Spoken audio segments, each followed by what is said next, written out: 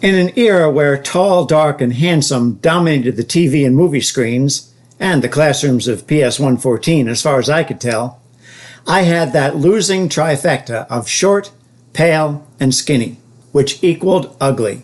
I truly believed that. Sometimes I still do. Short was easy to measure. Whenever my class lined up, I was third, alphabetically and by height. John Abrams was first. He was shorter than I, but he had dark, wavy hair and a voice as big as Ethel Merman's. I think we were in third grade assembly program when John first sang "He's Got the Whole World in His Hands." Teachers swooned. I decided never to sing again. I'd heard the best. Manny Alsop was taller than John and shorter than I. He was smart, quick-witted, and cute. His winning personality often placed him in the center of a conversation. And while not a standout athlete, you could be certain he'd never embarrass himself on the playground. I was third. I had no discernible talent like John. I was painfully shy and never had friends like Manny had. My lack of positive characteristics accentuated my short stature. Then came my skin tone. Had I been a Victorian woman, alabaster might have been used to describe my complexion, maybe even porcelain. In a brilliant flash of cruel insight, some of my 93rd Street gang friends created the rhyme, "Starlight, star bright, send me a Bassowitz, milky white." In that one verse, the gang managed to critique both my complexion and my choice of friends outside the gang. You see, the gang featured an uneasy truce between Catholics and Protestants, English, Irish, Germans, and Italians.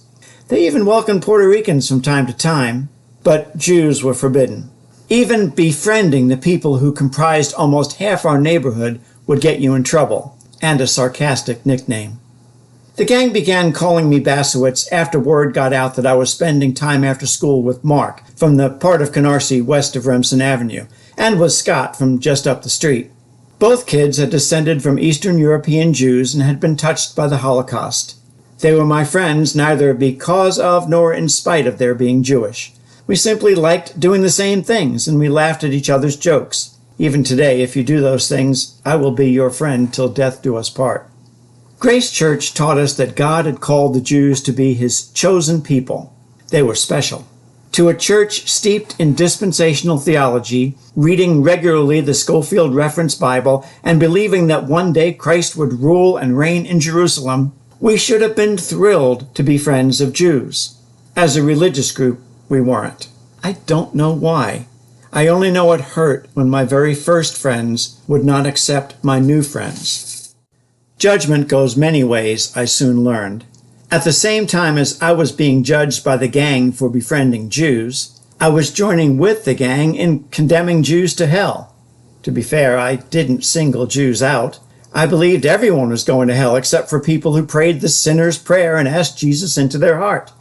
Jews just happened to be born with the disadvantage of claiming him as one of their own and not having him claim them as his own. It seemed to make sense back then. Mom and Pop were the exceptions. Mark, Scott, John, all were welcome at their house. Sure, they wanted Jews to accept Jesus as their Messiah, but they never pushed, never threatened hellfire and damnation. Their method of evangelism was love and hospitality. Leave it for God to judge.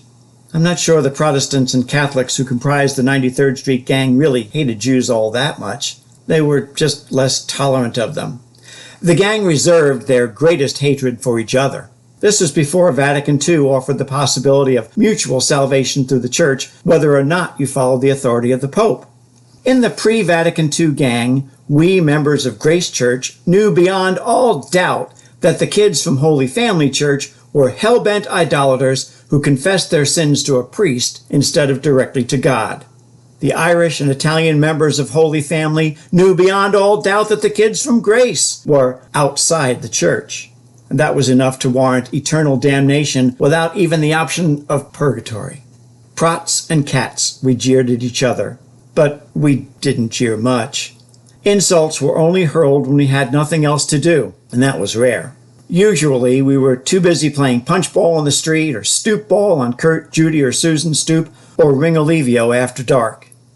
Only on those days when someone would ask, "What do you want to do?" and heard the response, I don't know. What do you want to do? Would arguments ensue. Then all stops were pulled, and our customary religious tolerance gave way to holy war. Damn cats, damn prots. Insults often accelerated until one side or the other unleashed a phrase beginning with, your mother. Eventually, we dropped the descriptions or definitions of each other's parentage and just gave the verbal shorthand, your mother. That ended it, and we tolerated our differences again, except for Jews. The gang never tolerated Jews. I did, and paid for it until I realized, perhaps irrationally, that if the Jews were God's chosen people, and I was being called a Jew, then that put me in pretty good company. From then on, I wore the nickname Basowitz proudly, except sometimes late at night when I didn't. Short and pale, I couldn't change. My third defining characteristic, skinniness, I tried and tried to overcome, but it didn't work. I looked and felt like the 98-pound weakling the cool guys kicked sand at in ads for somebody's bodybuilding program. But I'd have to gain some weight to reach 98 pounds.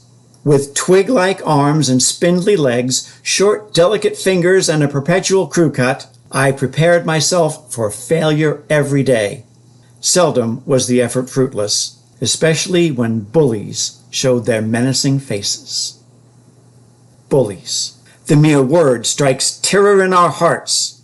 You'll hear the story of the biggest, baddest bully PS114 ever knew in next week's episode of Tales of a Canarsie Boy.